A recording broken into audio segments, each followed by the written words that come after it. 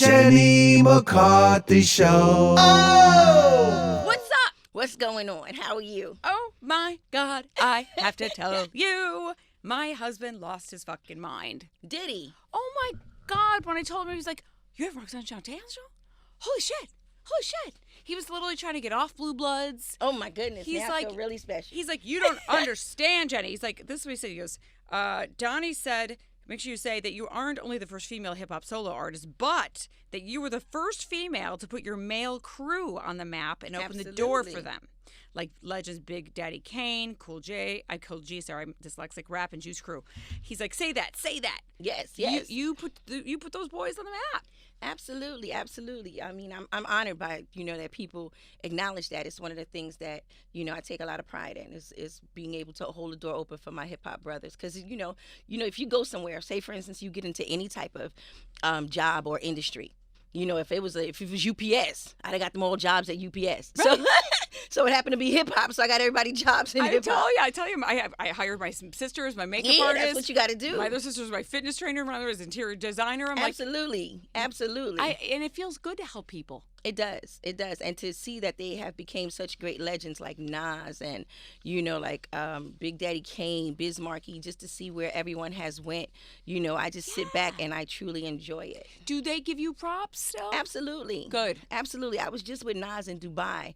And it's so funny because you see the crowd going crazy for him. And in the middle of his show, he stops and says, okay, but if it wasn't for my sister, I wouldn't be here, and brings me out on stage, So sometimes when I see them on stage, I kind of shy away because, most of the time I'm not dressed the fuck up. So why would you put me out there? I don't have on no girdle, no nothing. I'm just out there gut and butt hey, yeah, it's me. Oh, shit. That's awesome, though. But I'm glad you get that respect. You know, you worked hard. Your life has been, filled with ups and fucking downs. Yes. Reading about it, I was like, God damn it, girl. Yes. I mean, being a single mom for a while and having to struggle with baby daddy stuff.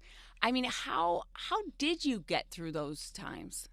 Well, I think there's a certain special button that's inside of us as women that when shit gets hectic, we can kind of push it. Right. And so, I think I push mine so much it might be broke now. So I don't really handle things as well now as I did when I was younger. You know what I'm saying? Because I didn't push that button a few times. I guess it's that emergency woman button that we have inside of us. It's like, okay, you know what? Okay, man up. Horrible term, but man up, right. Because you got to take care of this, so you have to handle it. And because I also knew that something good was going to come out of it. I looked at every bad situation that it was temporary. I look at everything like it's temporary, except for this fucking weight. This shit has been permanent. I don't know what button to push or who to call, but this shit here. But I gotta tell you, that's the shit. That's where people, you watch them and you go, they're gonna be okay. Yes. When you have that kind of mindset. Yes. The ones who are like, I'm a victim. It happens to me. Everybody did it. Because you've had so many people screw you over. Right. And the thing about it is that it allowed me to be that example for my sisters, for my brothers, for those who come after me, so that this way, sometimes you have to be the one who takes that brunt hit, and then you say, okay, listen, you don't want this. Because of me, no one else got bad contracts. Because of me, my sisters didn't have children as teenagers or get into domestic violence situations. Because of me, my mom stopped drinking and was like, okay, look, this is it. If you can handle all of this and you've never taken a drink, I'm going to stop. That's it. I'm done. So, I love being that example because I know that God definitely, because God looks out for babies and fools, and, before I was a fool, I was a baby, so. Oh, you're speaking some truth, girl. So, yeah, we turn this into church. We don't want to tell me about it. I get it because I'm like, there's been times where I've been on the shower floor crying so hard that, my butthole was screaming. I don't know how to explain it, but I mean, just no, I know the feeling. I know what it is when you cry out your ass. You cry out your ass. I was crying. I'm like, life can't get any worse. Mm-hmm. But then now in hindsight, I go, you know what? I think God does give you what you can handle. Yes. And if it helped people. Absolutely. Then I feel okay about the fucking pain that I've went through. There you go. You know what I mean? That I'm able to move forward. I want to get into this awesome opportunity, Roxanne, streaming on Netflix now. How'd this come about? Well, actually, I was hosting a party. I'm one of the number one sought after old school hosts. If you have an old school party, people come to me because I really take them back into time, literally a time machine. So I was hosting a party, and Mimi Valdez and Nina Bon Jovi, they happened to be at the party, and they were like up on the stands, and they were just screaming, they waving their hands, and I'm like, yeah, I'm really doing this shit. Like, they are having a great time, and they were like, we're coming down, and I was like, yeah, come on down, because I'm a people person. So if you're having a great time, come on down, and I come. So they came down, and they was like, listen, we want to make a movie, and I was like, wow, these drinks must be strong here. Say, those promises that we hear. But for some reason, when they said it, I felt it. I felt like this is really going to, because I have that certain feeling, like I know when it's bullshit and I know when it's not. And even though they were, drinking and partying, they were like, listen, for real. And I was like, okay, here, take my number, call me in the morning, whatever time you guys wake up, and we'll just take it from there. So, and I'm a person who gives out their real number. So I gave them my real number, and then I just went home. The next morning, they called me up, like, listen, we're waiting for you right here at breakfast. And I was like, oh, shit. This shit's real. Yeah, I was like, okay. So we met for breakfast. Literally, by the end of the week, we had already had paperwork. By the end of the month, we had funding. Wow. And by the end of the year, we were already had a script, and by the beginning of the next year, we were already in Sundance. Holy shit! So so people come up to me and be like, "Oh, it takes 20 years to get a movie out." I was like, "Nah, this took about in completion from the moment I met them at the party, kind of unheard of, to the moment it hit the screen was about a year." I mean, timing, destiny, you deserve absolutely, it. Absolutely. But because you were screwed over with contracts and money, were you like, okay, let me just hold on here. Let me make sure I do this right. Did you really make sure everything was done correctly? No. If I sat here and lied, like, oh, yeah, I went through all of it, I was like, oh, yeah, listen. Yeah, shit, come on, do it. Listen. I love how fucking honest you are. Go. You're like, it's an opportunity. I was like, yeah, fuck it. You know what I'm saying? At least it's not a porno. Here, fuck it. No, let's make a movie. You know what I'm saying? I haven't made a record in 30 years. So, somebody comes up and say they want to make a movie with you, and it's not a porno, fucking do it. All right, here you go. That's fucking awesome. So yeah. But there was a lot of trust there. I also, again, had that feeling like, I know what it is when someone's shicey. Like, I can recognize a snake. Now I know, even when it's dressed up, I know a snake. When I see a snake, I can hear it hiss. Right. It can't hide from me. I call it blue paint. Yeah. Burglars get that exactly. paint. I'm like, blue paint, as soon as someone's lying. Exactly. You already know. Yep. So my thing was, I didn't feel that with them, and I knew. So when they came back and they were like, listen, Forrest Whitaker and Pharrell Williams, they're going to put up these couple of $1 million. And I was like, okay, great, because the vibe was so incredible. So then Mahershala was actually, he contacted and was like, listen, I only have a few days to shoot, but I want to be in the movie. He had already won his award and said he wanted to do the movie. And I was like, okay, yeah, let's do it. And, and Nia, no one could play my mother better than Nia. Like, Nia, not only does she look like my mom at that age, but she had the whole way of talking and walking and looks and the eyes and everything. So it was like everyone who was supposed to be in this movie was in this movie. And Shante Adams, who plays me, her name is Shante from birth. So she literally was born for the part. Holy like, shit. Who better to play Roxanne Shante than Shante? No shit. You know what I mean? There's a story that I love where you went on set and you were watching her do a shoplifting scene. You're like, wait. Yeah, it's like, oh, you get caught every fucking time. Hold it, cut. And at that time, because I'm serving as executive producer, and I was involved with the movie from the beginning to the end, because there was no embellishments. We didn't try to add any dramatic effects. Like, if anything, we toned the life of Roxanne Shante down enough for it to be on screen, because there were so many things that took place in my life that we just felt like the world just really wasn't ready for that yet. And so when I'm sitting there and I'm watching her, boost, which is stealing clothes, and she's rolling them up, and I was like, oh, she'd get caught every fucking time. Cut! And then I went over there, and then it was like, listen, those cuts cost money. Like, every time you say cut, like that cuts into the check. Like, that's what cut means. What was she doing wrong shoplifting? She was looking around, like she was constantly looking, and I was like, oh, she would draw too much attention. Like, that is just not the way to steal. That is fucking funny. Let me show you how to steal. Shit, that's funny because before I did all this rap shit, I was great at that. I mean, seriously, Donnie was going on and on and on. Then we did a deep dive, and I recorded, and he didn't know I pressed record on the pillow because he was pulling up some of your stuff, and he's like, "Oh my God, listen to this song!" And then I just pressed record, and I'm gonna play it. He doesn't know. Listen. This song is so dope. This shit was on fire. He should be like me, a fly MC. Don't never have to bite. We're all raised right. Got the freshest rhymes that I do recite.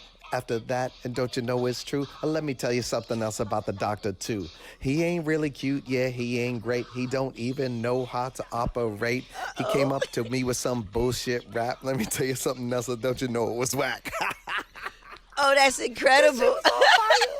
That shit's on fire. He's Oh like, my goodness. It was like 2 hours, like, and you don't understand. He's like, she was the first, and she was the real first, like to do a diss track, and then and then he was talking about the Roxanne, the who's the real Roxanne. I mean, Yes. do you ever find out like who is the original fucking Roxanne?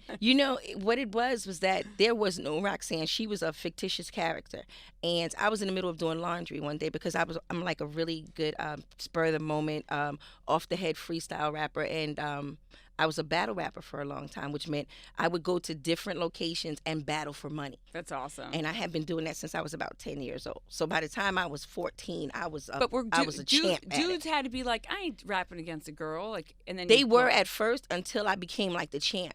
So then after that, it was like they didn't even see me as a little girl anymore. You must have been feeling 8 Mile when you watched it. Yes, right. Every bit of it.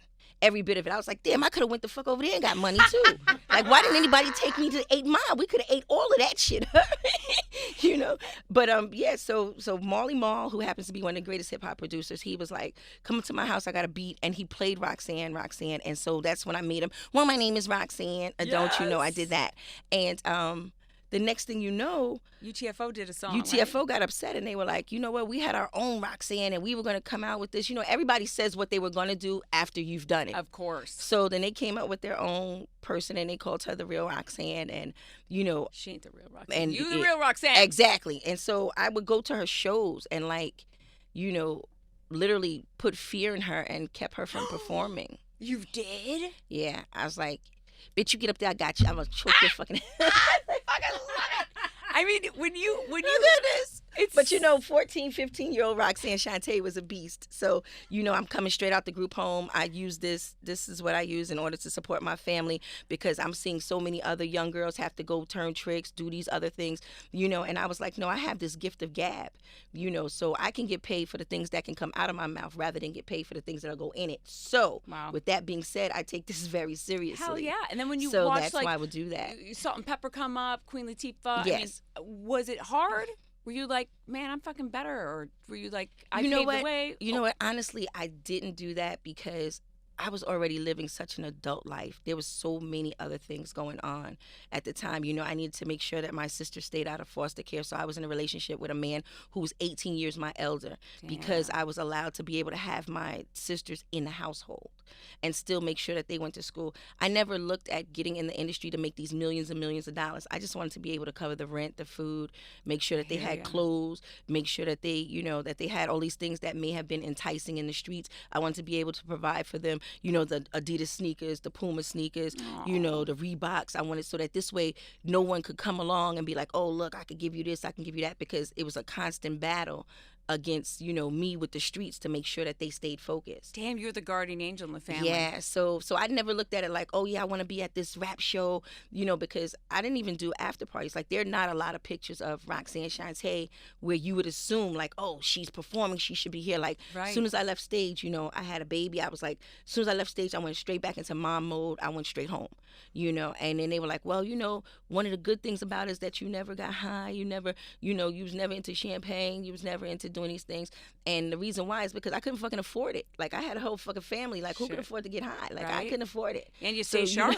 You know what I'm saying? So, I need to definitely be sober in order to handle all of this that's going on around me. Hell yeah. So, so that's, that pretty much had the, the Roxanne Shante way of life was a little different. So, I never sat back and was looking at, Salt and Pepper and MC Lyte and Queen Latifah and them and saying, well, you know what, this should have been my turn. That should have been me. I look at, the great women that my sisters have grown up to be. My nieces and nephews who literally are like my grandchildren. That's what you take with you. Know what you. I'm saying? Yeah, like I have a legacy that is phenomenal. Right. And then my brothers, my hip hop brothers, when you can sit back and someone like Nas, who happens to be one of the greatest of the greats, says, listen, if it wasn't for me, you know what I'm saying, then it wouldn't be no him. So if he looks at you and says, listen, if it wasn't for you, it wouldn't be me, then I'd feel like, okay, well, I gave birth to him also. Totally. So so I sit back and say, life is good. And I'm a third most sampled voice. So I don't really have to make records because as long as other artists make records and they continue to sample my voice, right. So if they go platinum, I go platinum. So, I've had a pretty good run. I'm so happy for Thank you. So now when you look at the disses between like, Cardi B and Nicki, like what do you look at them and think? I look at it and say, wow, there's so much more that they can do with that. Like there's not, when we came up into the industry, or rather when I came up to the industry, I just wanted to be a great MC. So that was my reason for battling. You guys are making $1 million a show. Why battle? Is it shocking that girls can't support girls still? Oh, no. That's not shocking at all. And that's not a hip-hop thing. That's not a radio thing. That's not a TV or Hollywood thing. That's just a thing. Are they doing it? Is it jealousy? Is it to stay relevant? What is it? It's because we're naturally competitive. We're very competitive animals. We are. Yeah. Though we try to say that we're not, we are. I'm telling you right now, there's 2 nuns. Like, bitch, I can out-pray you. Don't play with me. You know what I'm saying? Totally. I fucking love it. It's true. So we're naturally competitive. And so it's in us. And it's not that we don't want to see other women be successful. We just want to make sure that we are as successful. It's so true because in Hollywood, after being there for 25 years, I watched the people that would cut throats to get ahead. Mm-hmm. And I'm like, you know what? I'm fine where I'm at. I don't want to cut anyone's throat. Exactly. Help some people. I'm happy where I'm at. There you go. I'm so happy for you, Roxanne Shante. Know that Donnie Wahlberg is freaking out right now. Sending his love. You guys have a nice day. Afternoons at 4 p.m. LL Yes, Cool ma'am. J's Rock the Bells Radio, which I love, SiriusXM 43. And don't forget, Netflix. Yeah, Jen. Netflix. Right now, you guys, Roxanne, thank you so much for coming in here. Thank Congrats you. on everything. You deserve it. Thank you. Deserve it. We'll be right back, you guys. Don't go anywhere. Will you take a picture with me? Absolutely, sweetie. I'm going to try to see if I can call down. Jenny McCarthy Show. Oh!